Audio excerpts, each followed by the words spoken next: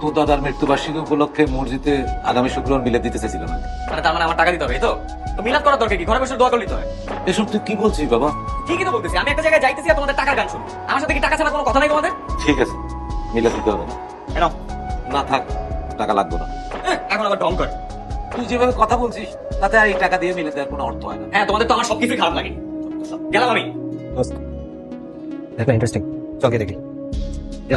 আরে আয় দেখা যায়। আরে যা না, আমি গাড়ি ছেড়ে যাবো না, যা। আরে এদিকে এসো, হাতটা দেন, হাতটা দেখি। এটা ব্যর্থ হয়েছিলি না? ঠিক। এই যে ব্যর্থ হয়েছিলি সব দেখে ফেললাম, এখন এই ব্যর্থতা পুরা ছেড়ে দিতে হবে, সফল হতে হবে। সফল হতে হবে না?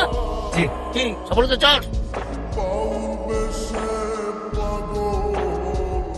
দুঃখ পাচ্ছি আপনার মতো এরকম ইয়াং, তরতাজা, এনার্জেটিক, পাওয়ারফুল এই যুবক ছেলেটি মরে যাচ্ছে। আসলে কি হাত থেকে কিছু বোঝা যায় নাকি? পাপের শাস্তি আপনার